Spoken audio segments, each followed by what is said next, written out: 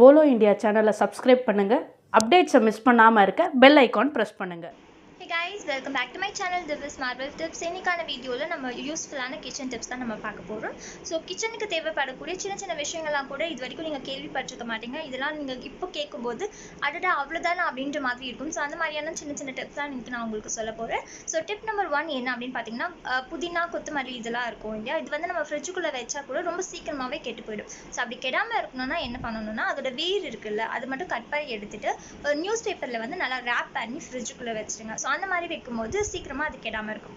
அதே போல் வந்துட்டு லெமன் இருக்கு இல்லையா, அதுவும் வந்துட்டு நார்மலாக நம்ம ஃப்ரிட்ஜில் வச்சோம்னா சீக்கிரமாக வந்துட்டு அழுகி போன மாதிரி ஆகிடும். ஸோ அந்த மாதிரி ஆகாமல் இருக்கணும்னா இந்த பிளாஸ்டிக் கவர் மாதிரி இருக்கும், இந்த ஒயிட்டாக டிரான்ஸ்பரண்ட் கவர் இருக்கும், இந்த ஜிப்லாக் கவர்லாம் இருக்கும். ஸோ இருக்கும் இல்லையா, ஸோ அந்த ஜிப்லாக் கவரில் வந்து நீங்கள் லெமனை போட்டு எவ்வளோ நாள் வச்சிங்கனாலும் சரி, ஒரு மினிமம் வந்துட்டு 1 மந்த் வரைக்குமே வந்துட்டு ஃப்ரெஷ்ஷாக இருக்குது லெமன்லாம்.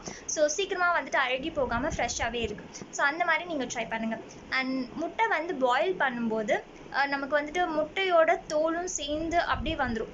நம்ம பாயில் பண்ணி எடுத்ததுக்கு அப்புறமா அந்த ஷெல் எடுக்கும்போது முட்டையோட தோலும் வந்து சீக்கிரம் அது கூட சேர்ந்து வந்துடும். ஸோ அந்த மாதிரி வராமல் இருக்கணும்னா லெமன் பிழிஞ்சிட்டு அதோட தோலை மட்டும் நீங்கள் வந்துட்டு முட்டை வேக வைக்கும் போது போட்டிங்க அப்படின்னா அது முட்டையோட தோல் மட்டும் தனியாக வந்துட்டு நமக்கு ரொம்ப ஈஸியாகவே வந்துடும். அண்ட் டிப் நம்பர் 4 என்ன அப்படின்னு பார்த்தீங்கன்னா, தேங்காய் வந்து நம்ம தேங்காய் அந்த ஓட்டுலேருந்து எடுத்துட்டு குட்டி குட்டி பீஸ் பண்ணி நம்ம ஃப்ரிட்ஜுக்குள்ளே வைப்போம். ஸோ அந்த மாதிரி வைக்கும் போது நமக்கு சீக்கிரமாகவே வந்துட்டு அந்த தேங்காய்லாம் கெட்டு போயிடும்.